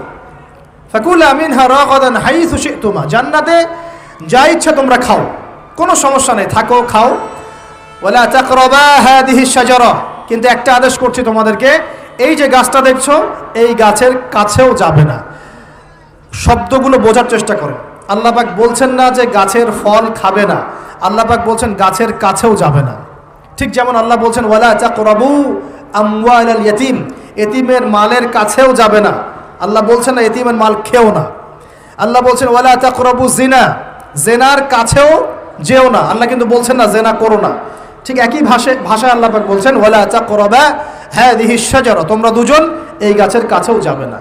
দ্যাটস অল, আর কোনো সমস্যা নাই, জান্নাতে থাকো। এবার তারা জান্নাতে থাকতে লাগলেন। থাকতে থাকতে এক পর্যায়ে ইবলিস ওয়াসওয়াসা দেওয়া শুরু করলো। কি ওয়াসওয়াসা দিল যে আমাদের পিতা মাতা সেখানে চলে গেলেন? ভাবার বিষয় তো নাকি? কি এমন বললো ইবলিস যে তা আমাদের পিতা মাতা রিসিভড হয়ে গেলেন? এই কথাটা আছে সূরা তহায়। কোন সূরা?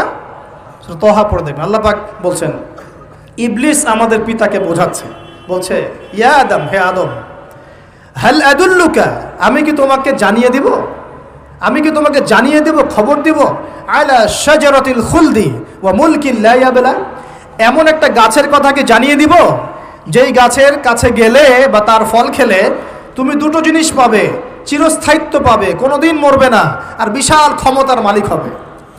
অন্য আয়াতে আসছে যে তোমরা ফেরেশতা হয়ে যাবে। এই দুটো কথা। তাহলে কি প্রলোভন দিল? চিরস্থায়িত্বের প্রলোভন এবং কি অমরত্বের প্রলোভন, অমরত্ব এবং ক্ষমতা। একটু মনোযোগ দেন, এই দুনিয়াতে যারা আল্লাহর পথ থেকে বিচ্যুত হয়ে গেছে বেশিরভাগ এই দুইটার ফাঁদে পড়েছে, হয় ক্ষমতার ফাঁদে, না হলে দুনিয়ার এই যে মোহ, অমরত্ব, দুনিয়ার জীবন নিয়ে পড়ে থাকা, এই দুনিয়ার প্রেমেই মানুষ নিজের পথ হারিয়ে ফেলেছে। এই দুটোই হয়েছে। এক পর্যায়ে পিতা মাতা চলে গেলেন, ফল খেয়ে ফেললেন, যদিও বা ফল খাওয়ার কথাটা আছে, তারা গাছের কাছে চলে গেলেন। কি হলো গাছের কাছে যাওয়ার পরে? ফালাম্মা যাকাশ শাজারা, ফালাম্মা যাকাশ শাজারা, আল্লাহ পাক বলছেন যখন তারা গাছের কাছে চলে গেলেন, ভাই লক্ষ্য করেন, যখন তারা গাছের কাছে চলে গেলেন প্রথম যে ঘটনা ঘটলো, বাদাত লাহুমা সাওআতুহুমা, তাদের যে কাপড় ছিল জান্নাতের কাপড়, গায়ে কাপড়টা ধাপাস করে খুলে পড়ে গেল। এখানে যদি আপনার কাপড়টা খুলে যায় কেমন লাগবে? বা কেউ যদি জোর করে কাপড় আপনার খুলে ফেলে কেমন লাগবে? কেউ যদি 10 জন জোর করে ধরে আপনার কাপড় খুলে দেয় কেমন লাগবে? আপনি নিজের জীবনের চাইতে বেশি কাপড়টা ধরে রাখার দিকে মনোযোগী হবেন না? আমাদের পিতা মাতাকে শয়তান জান্নাতে ফেরেশতাদের সামনে নগ্ন করে দিল, কাপড় খুলে পড়ে গেল। তার মানে জান্নাতে আমাদের পিতা মাতাকে নগ্ন করেছে কে? ইবলিস। তাহলে দুনিয়াতে যারা এখন আমাদের গা থেকে কাপড় খুলতে চায়, বেপর্দায় চলতে চায়, পর্দাকে কুপ্রথা বলে, কুসংস্কার বলে, যারা বলে যে অশ্লীলতার বিপ্লব ঘটুক, পোশাকের কোনো বাধা ধরা নিয়ম না থাকুক, সবাই স্বাধীন, যারা নগ্নতা অশ্লীলতার প্রচার প্রসার চায়, যারা মুসলিমদের গা থেকে কাপড় খুলতে চায়, এরা তাহলে কার হয়ে কাজ করছে এখন? যেই কাজ শয়তান করেছে জান্নাতে, ওই কাজই তারা করছে এখন জমিনে। কথা কি প্রমাণ করতে পারলাম? প্রথম দুর্ঘটনা কোনটা? প্রথম দুর্ঘটনা এটা নয় যে তারা আল্লাহর হুকুম আহকাম ত্যাগ করেছেন, আল্লাহকে অস্বীকার করেছেন, কুফরি করেছেন, শিরিক করেছেন, এগুলো হয়নি। প্রথমে সর্বপ্রথম দুর্ঘটনা হয়েছে গা থেকে কাপড় খুলে পড়ে গেছে, তাও জান্নাতে সবার সামনে। এবার আমাদের পিতামাতার কি অবস্থা চিন্তা করেন, লজ্জাস্থান প্রকাশিত হয়ে গেছে। এবার তারা জান্নাতের গাছের পাতা ছিঁড়ে ছিঁড়ে ছিঁড়ে গা এই লজ্জাস্থান ঢাকা শুরু করলেন। এটা সূরা আরাফের মধ্যে আছে। এবার আল্লাহ পাক তাদেরকে বললেন, আলাম আকুল লাকুমা, আমি কি তোমাদের দুজনকে বলি নাই, ইন্নাশ শাইতানা লাকুমা আদুউম মুবিন, শয়তান তোমাদের স্পষ্ট শত্রু, আমি কি তোমাদেরকে বলি নাই? এবার আমাদের পিতা মাতা দরদর করে চোখের পানি ফেলে দিয়ে আল্লাহকে বলছেন, রব্বানা যালামনা আনফুসানা ওয়া ইল্লাম তাগফির লানা ওয়া তারহামনা লানাকুনান্না মিনাল খাসিরিন। এই দোয়া করার পর আল্লাহ পাক তাদেরকে মাফ করে দিলেন, বলে সুবহানাল্লাহ। কিন্তু জান্নাতে আর থাকা হলো না, জান্নাতে আর থাকা হলো না। আমরা অনেকে মনে করি এই ঘটনার কারণে হয়তো আল্লাহ পাক তাদেরকে নামিয়ে দিয়েছেন, এই কথাও ঠিক না। কেন ঠিক না? কারণ আল্লাহ পাক দুনিয়া সৃষ্টি করেছেন আগে, আর আল্লাহ আগেই মানুষ সৃষ্টি করার আগেই আল্লাহ পাক বলেছেন দুনিয়াতে আমার খলিফা পাঠাবো। তার মানে দুনিয়াতে যে আদম আলাইহিস সালামকে পাঠানো হবে এটা আগে থেকেই লেখা ছিল, এটা পরীক্ষা। এবার নামিয়ে দিচ্ছেন আল্লাহ পাক, কুল নাহবিতু মিনহা জামিআ, তোমরা সবাই এখন নেমে যাও। কে কে নেমে যাও? আদম, হাওয়া, ইবলিস সব নেমে যাও। কোথায় নেমে যাও? দুনিয়াতে নেমে যাও। ফাইম্মা ইয়াতিয়ান্নাকুম মিন্নি হুদান, দুনিয়াতে তোমাদের কাছে আমার পক্ষ থেকে হেদায়েত আসবে। কি আসবে? হেদায়েত মানে আল্লাহর কিতাব এবং নবী রাসূল আসবেন। ফামান তাবিআ হুদায়া, যারা আমার হেদায়েতকে মেনে চলবে, ফালা খাউফুন আলাইহিম ওয়ালা হুম ইয়াহজানুন, তাদের কোনো টেনশন নাই, কোনো ভয় নাই। যে জান্নাত থেকে এসেছো ওখানেই ফিরে আসবে ইনশাআল্লাহ। কিন্তু ওয়াল্লাযীনা কাফারু ওয়া কাযযাবু বিআয়াতিনা, যারা আমার আয়াতকে মিথ্যা প্রতিপন্ন করবে, অস্বীকার করবে, ফাউলাইকা আসহাবুন নার, এরা হবে জাহান্নামের অধিবাসী, হুম ফিহা খালিদুন, তারা সেখানে ওই শয়তানের সাথে চিরস্থায়ী হবে। এই দর্শনটা কি সহজ না কঠিন? দুনিয়াতে যাচ্ছ যাও, এই দুনিয়ার জীবন চিরস্থায়ী নয়, নির্দিষ্ট টাইম দেওয়া হয়েছে, এখানে মাতাউন ইলা হিন, এখানে নির্দিষ্ট সময়ের জন্য তোমাদেরকে রিজিক দেওয়া হবে, আবাসস্থল দেওয়া হবে, স্ত্রী সন্তান বাড়ি গাড়ি সব দেওয়া হবে। তবে এটা চিরস্থায়ী নয়। এখানে হেদায়েত আসবে, কোরআন সুন্নাহ আসবে, আল্লাহর ওহী আসবে, নবী রাসূল আসবেন। তোমরা যদি এই ওহী মেনে চলো, নবী রাসূলের আনুগত্য করো, আবার সেই জান্নাতে ফিরে আসবে ইনশাআল্লাহ। কোনো টেনশন নাই, কোনো ভয় নাই। কিন্তু যদি এই দুনিয়ার সংক্ষিপ্ত জীবনে শয়তানের তাবেদারি করা শুরু করো, তাহলে শয়তানের সাথেই পরকালে জাহান্নামে থাকতে হবে, জান্নাতে যাওয়া হবে না। এই হলো পরীক্ষা। এবার আমরা দুনিয়াতে নেমে আসলাম, তার মানে আমরা এই দুনিয়ার বাসিন্দা ছিলাম না জান্নাত থেকে আসছি? দুইটা বিষয় একদম স্পষ্ট। আমাদের পিতা হচ্ছেন আদম আলাইহিস সালাম, যিনি বানর ছিলেন না, মানুষ ছিলেন, এক। আর দুই নাম্বার, আমরা এই দুনিয়াতে বিবর্তনবাদের মধ্য দিয়ে আসি নাই, সরাসরি জান্নাত থেকে আসছি।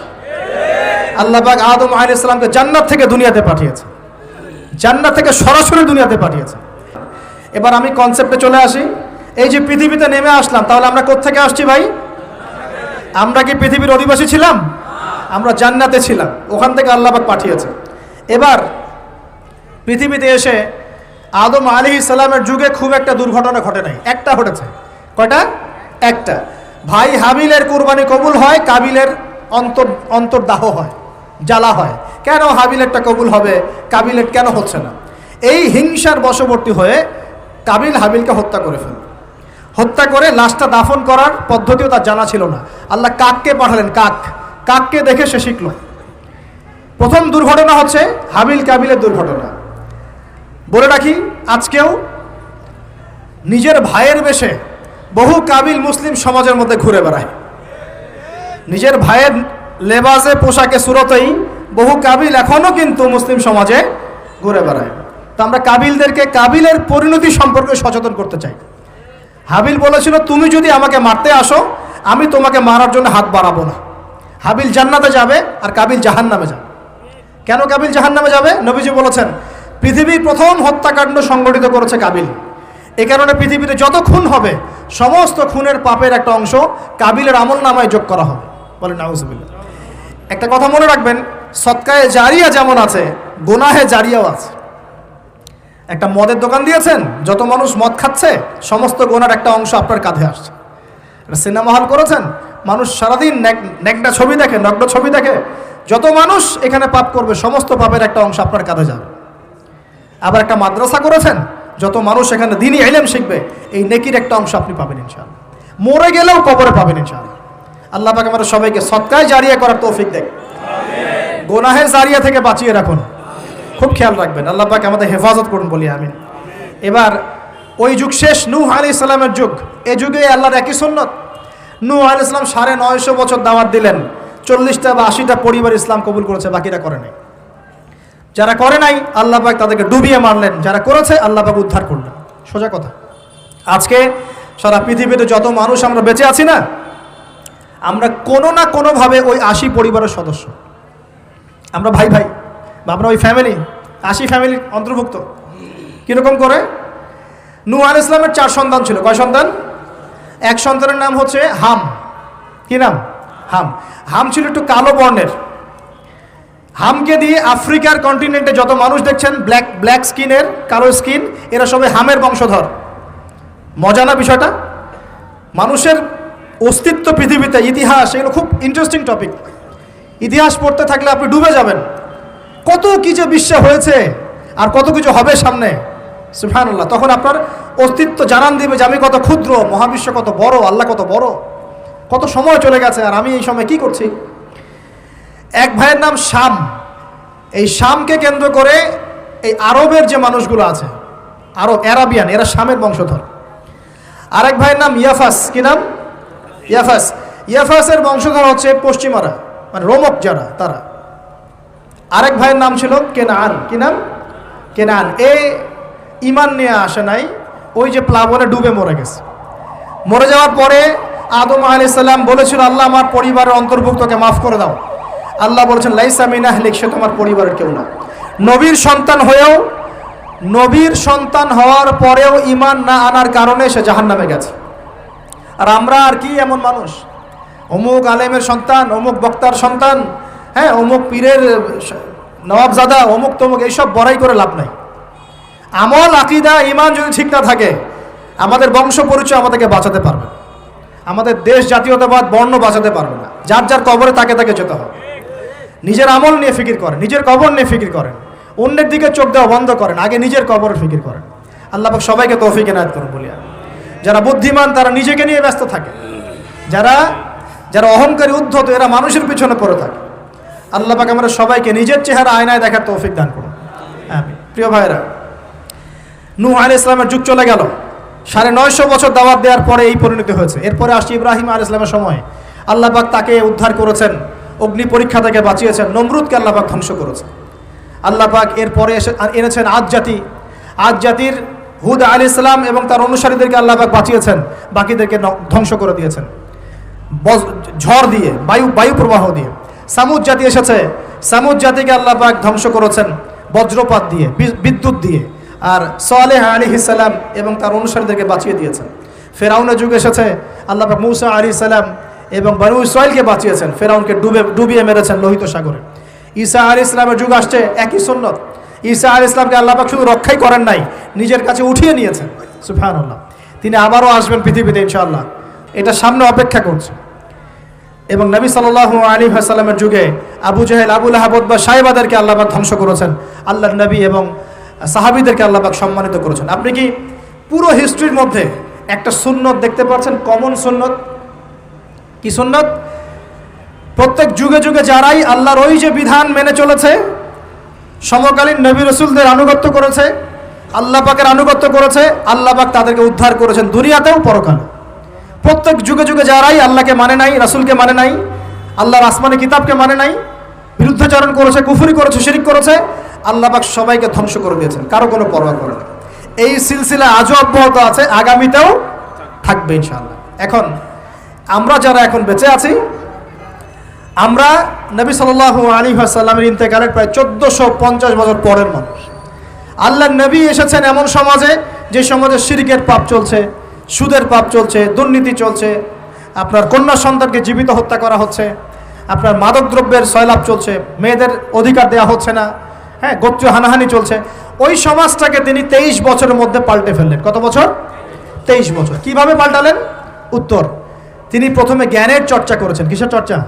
জ্ঞানের। আল্লাহ পাক প্রথম ওহী নাযিল করেছেন, ইকরা বিসমি রাব্বিকাল্লাযী খালাক, পড়ুন আপনার রবের নামে যিনি আপনাকে সৃষ্টি করেছেন। নবী সাল্লাল্লাহু আলাইহি ওয়াসাল্লাম সাহাবীগণ কোরআনের 6টা হক আদায় করেছেন। কয়টা হক? 6টা। তারা কোরআন পড়া শিখেছেন। আমরা সবাই কোরআন পড়া শিখবো তো ইনশাআল্লাহ? তারা কোরআনের অর্থ শিখেছেন। আমরা কোরআনের অর্থ শিখবো তো ইনশাআল্লাহ? তারা কোরআনের আদেশগুলো মেনেছেন। আমরা কোরআনের সব আদেশ মানবো তো ইনশাআল্লাহ? তারা কোরআনের সমস্ত নিষেধগুলো বর্জন করেছেন। আমরা নিষেধ বর্জন করবো তো ইনশাআল্লাহ? তারা কোরআনের দাওয়াত মানুষের কাছে পৌঁছে দিয়েছেন। আমরা কোরআনের দাওয়াত দিব তো ইনশাআল্লাহ? এবং 6 নাম্বার, তারা কোরআনের বিধানগুলোকে বাস্তবায়ন করেছেন। আমরাও বাস্তবায়নের চেষ্টা করবো তো ইনশাআল্লাহ? এই 6টা হক আদায়ের ফলে 23 বছরের ব্যবধানে জাহেলি মক্কা একদম সোনালী মক্কায় পরিণত হয়েছে। 23 বছর পরের মক্কায় আপনি কোনো সুদ পাবেন, কোনো শিরক পাবেন, কোনো মূর্তি পূজা পাবেন, কোনো মেয়ের অবমাননা পাবেন, কোনো জেনা, কোনো ব্যভিচার, কোনো ধর্ষণ, কিচ্ছু পাবেন? 23 বছর পরের মক্কায় কোনো পাপ পাবেন না। কিভাবে সমাজ পরিবর্তন হলো? এই কোরআনের হক আদায়ের মধ্য দিয়ে হয়েছে, নবীর সুন্নাত প্রতিষ্ঠার মধ্য দিয়ে হয়েছে। এরপর কি থেমে গিয়েছিল? উত্তর, না। এরপর আবু বকর সিদ্দিকের যুগ এসেছে, প্রায় 2 থেকে 2.5 বছর তিনি শাসন কার্য চালিয়েছেন। ওই যুগে কি মানুষ আবার খারাপ হয়ে গিয়েছিল? উত্তর, না। বরং ইসলাম আরও বেগবান হয়েছে, আলহামদুলিল্লাহ। এরপর এসেছে ওমর রাদিয়াল্লাহু আনহুর যুগ। কত বছর? প্রায় 10 বছর। কত বছর? 10 বছর। এই 10 বছরে কি মুসলিমরা আবার খারাপ হয়ে গিয়েছিল? ওমর রাদিয়াল্লাহু আনহুর কোর্টের মধ্যে কি প্রতিদিন কেস আসতো? সারা বছরে একটা কেসও আসতো না। মানুষ এত ভালো ছিল, সারা বছরে একটা কেসও আসতো না। বরং যারা রাষ্ট্রীয় পর্যায়ে দায়িত্বশীল ছিল তারা এসে বলতো যে আমাদের ভাতাগুলো বন্ধ করে দেন, বসে বসে বেতন নিব কেন, কোনো তো কেসই আসে না, বসে থাকবো কেন? এরকম সমাজ ছিল। একজন ব্যক্তি খুঁজে পাওয়া যেত না যে নামাজ পড়ে না, একজন মুসলিম পাওয়া যেত না যে যাকাত দেয় না সামর্থ্য থাকলে, এমন মুসলিম খুঁজে পাওয়া যেত না যে কোরআন পড়তে জানে না, হাদিসের চর্চা করে না, যে দাওয়াতি কাজ করে না, যে আল্লাহর পথে দাওয়াত এবং জিহাদে আত্মনিয়োগ করে না, এমন মুসলিমই খুঁজে পাওয়া যেত না। এরপরে আসলো উসমান রাদিয়াল্লাহু আনহুর যুগ। ওই যুগে ফিতনা শেষের দিকে সৃষ্টি হওয়া শুরু হলো। কোন বিষয়কে কেন্দ্র করে? কোরআন সংকলনকে কেন্দ্র করে ফিতনা সৃষ্টি হলো। আতাতায়ীদের বিদ্রোহীদের হাতে উসমান রাদিয়াল্লাহু আনহুকে নির্মমভাবে শাহাদাত বরণ করতে হয়েছে। তিনি প্রায় 12 বছর শাসন কার্য চালিয়েছেন। ইসলাম আরও এগিয়ে গেছে। এরপর এসেছে আলী রাদিয়াল্লাহু আনহুর যুগ। আলী রাদিয়াল্লাহু আনহুর খেলাফতে ওই উসমান রাদিয়াল্লাহু আনহুর ঘটনাকে কেন্দ্র করে, হত্যাকাণ্ডকে কেন্দ্র করে মুয়াবিয়া রাদিয়াল্লাহু আনহু এবং আলী রাদিয়াল্লাহু আনহুর মাঝখানে একটা ব্যাটল, একটা যুদ্ধ হয়ে গেছে। এর নাম হলো সিফফিনের যুদ্ধ। কিসের যুদ্ধ? সিফফিন। যাই হোক, এক পর্যায়ে আলী রাদিয়াল্লাহু আনহুকে এরকম বিদ্রোহীদের হাতে, খারেজিদের হাতে শহীদ হতে হয়। বলেন ইন্না লিল্লাহ ওয়া ইন্না ইলাইহি রাজিউন। তারপরে হাসান রাদিয়াল্লাহু আনহু অল্প কয়েকদিন শাসন কার্য চালান। তারপর উম্মার ঐক্যের খাতিরে তিনি তার শাসন কার্যের ভারটাকে মুয়াবিয়া রাদিয়াল্লাহু আনহুর হাতে সোপর্দ করে দেন, যা ছেড়ে দিলেন। মুয়াবিয়া রাদিয়াল্লাহু আনহুর সময় থেকে উমাইয়াদের শাসন শুরু হয়। উমাইয়ারা শাসন করেছে প্রায় 132 হিজরি পর্যন্ত। কত হিজরি? 132 হিজরি পর্যন্ত, প্রায় 92 ইয়ার্স, 90-92 বছর তারা শাসন করেছে। এ সময় ইসলাম আরও এগিয়ে গেছে, পিছিয়ে যায় নাই। ফিতনা এসেছে, দমন করা হয়েছে। মুসলিমরা বীর দর্পে বিশ্বের বুকে শাসন কার্য চালিয়েছে। এরপর এসেছে আব্বাসীয়দের খেলাফত।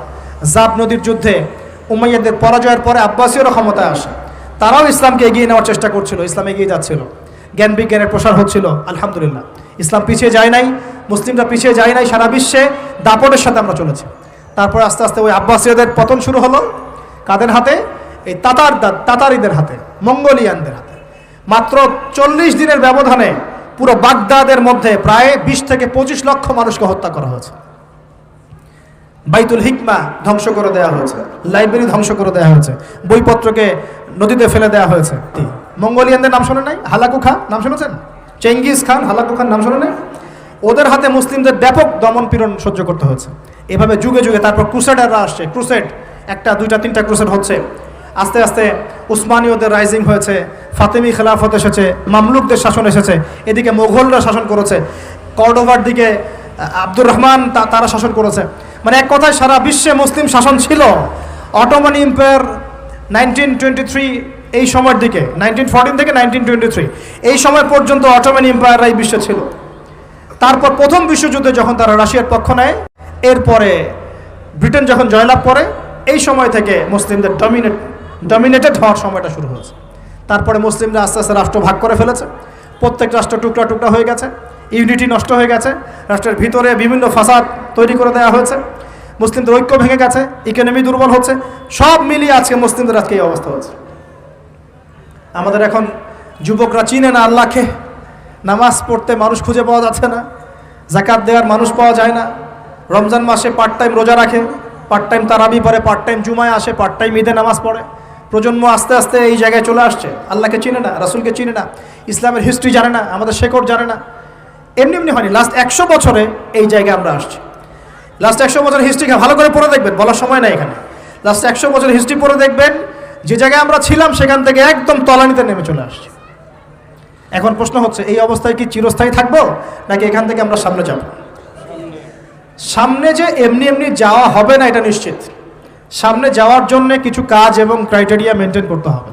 ইয়াজুজ আর মাজুজ বের হবে। ইয়াজুজ আর মাজুজ খুব হিংস্র হবে, তাদেরকে হত্যা করার ক্ষমতা মুসলিমদের থাকবে না। মুসলিমরা তুর পাহাড়ে আশ্রয় নেবে, আল্লাহ পাকের গজবে তাদের ঘাড়ের মধ্যে একটা ভাইরাস জন্ম নেবে, এতে তারা মারা যাবে। বড় বড় নখরওয়ালা প্রাণী আল্লাহ পাঠাবেন, পাখি, এরা এসে এদেরকে উঠিয়ে উঠিয়ে কোনো জায়গায় ফেলে দিবে, মহাবিশ্বের কোনো এক জায়গায় এনে ফেলে দিবে।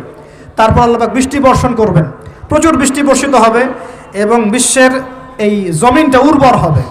তখন একটা ডালিম দেখেছেন? একটা ডালিম একটা পরিবার খাবে। একটা ডালিমের খোসার মধ্যে একটা পরিবার আশ্রয় নিতে পারবে, এত বড় বড় ফসল হবে। 40 বছর ঈসা আলাইহিস সালাম এই বিশ্বকে শাসন করবেন, ন্যায়ের ভিত্তিতে, আদালতের ভিত্তিতে।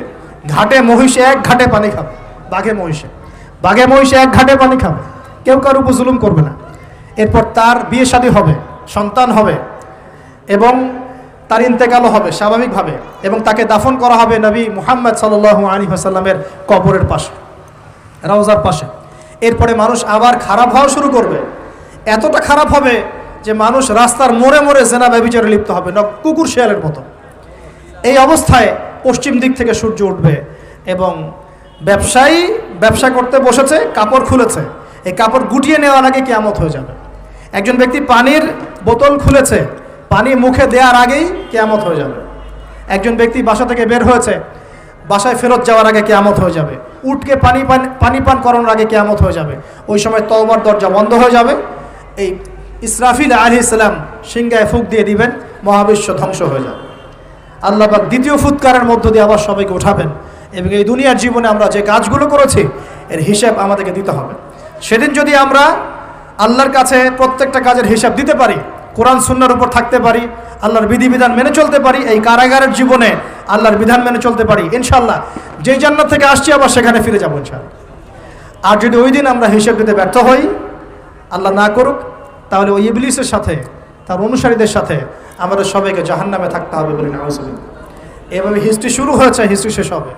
এই দুনিয়া চিরস্থায়ী হবে না, আর আমাদের অবস্থা এমন থাকবে না। এখন শেষ কথা হচ্ছে, এই অবস্থা থেকে উত্তরণের জন্যে আমাদের কি করণীয় আছে? উত্তর, আমাদের প্রথম দরকার জ্ঞান চর্চা। কি দরকার ভাই? জ্ঞান চর্চা। প্রচুর জ্ঞান চর্চা প্রয়োজন, জ্ঞান নাই কিছুই করতে পারবো না। দ্বিতীয় কাজ হলো আমাদের সবার দরকার জানা অনুযায়ী আমল করা।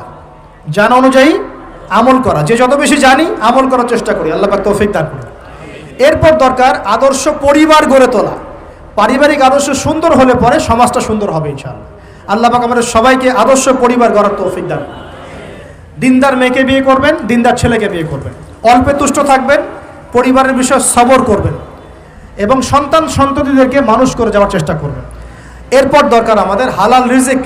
সবাই যদি হালাল রিজিকে সন্তুষ্ট থাকি, সমাজের মধ্য থেকে অন্যায় এমনি অটোমেটিক কমে যাবে ইনশাআল্লাহ। প্রত্যেকটা কাজ করার আগে চিন্তা করব কিভাবে করলে হালাল হবে, কিভাবে করলে হারাম হবে। এরপর দরকার নবী সাল্লাল্লাহু আলাইহি ওয়াসাল্লামের সুন্নাহ মাফিক জীবন গড়া। 24 ঘন্টার দিন রাতে যে কাজগুলো আছে, এই কাজগুলোকে নবীর সুন্নত অনুযায়ী করার চেষ্টা করব। আল্লাহ পাক তৌফিক দান করুন বলি আমি। আরও দরকার আমর বিল মারুফের কাজ করা, মানে সৎ কাজে আদেশ করা। আমাদের সবাইকেই দাওয়াতি কাজ করতে হবে। একজন দুজন করবে, বাকিরা করবে না এমন নয়, সবাইকেই পার্ট টাইম হলেও দাওয়াতি কাজ করতে হবে। নামাজ আপনি পড়ছেন, নামাজের দাওয়াত দেন। আপনি যাকাত দিচ্ছেন, যাকাতের দাওয়াত দেন। আপনি রমজান মাসে রোজা রাখছেন, অন্য ভাইকেও রোজা রাখতে উৎসাহিত করেন। আপনি সুদ খাচ্ছেন না, অন্য ভাইকেও নিষেধ করেন, ভাই আপনিও খায়েন না। আমি যা করি সেটা আপনি অবশ্যই প্রচার করবেন, আপনি যা করেন সেটা আপনি প্রচার করবেন, যা করেন না সেটা বলতে যাওয়ার দরকার নেই। তবে হ্যাঁ, আমলের কথা আপনি বলতেই পারেন। যদি আপনি তাহাজ্জুদ নিয়মিত পড়তে নাও পারেন, মানুষকে আপনি বলতে পারবেন তাহাজ্জুদের নামাজ পড়েন, তাহাজ্জুদ নামাজ পড়া ভালো। ইনশাআল্লাহ আস্তে আস্তে আপনি নিজেও আমল করার চেষ্টা করবেন। আল্লাহ পাক তৌফিক দান করুন। আমর বিল মারুফ, সৎ কাজে আদেশ করতে হবে। আরেকটা হচ্ছে অসৎ কাজে নিষেধ করতে হবে। সৎ কাজে শুধু আদেশ করলেই হয় না, অসৎ কাজেও কি করতে হয়? নিষেধ করতে হয়। মনে রাখবেন, শুধু সৎ কাজে আদেশ করলেই জীবনেও কোনোদিন আপনার উপর কোনো বালা মুসিবত, বিপদ আপদ, গালি তহমত আসবে না। যখন আপনি সৎ কাজে আদেশের সাথে সাথে অসৎ কাজেও নিষেধ করা শুরু করবেন, তখন চতুর্দিক থেকে আপনার উপরে বাধা আসা শুরু হবে।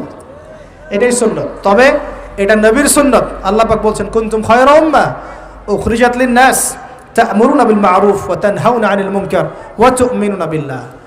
আর আমাদের দায়িত্ব হচ্ছে পরবর্তী প্রজন্মকে মানুষ করে যাওয়া, নিজেদের জানমাল সময় শ্রম দিয়ে আল্লাহর জমিনে আল্লাহর দিনটাকে প্রচার করা, প্রসার করা, প্রতিষ্ঠার চেষ্টা করা এবং চরমপন্থী না হওয়া, আবার গোলালু মার্কা শৈথিলতাবাদীও না হওয়া, মধ্যমপন্থী থাকা, নিজের দায়িত্ব পালন করা, অন্যকে দিনের দিকে ডাকা।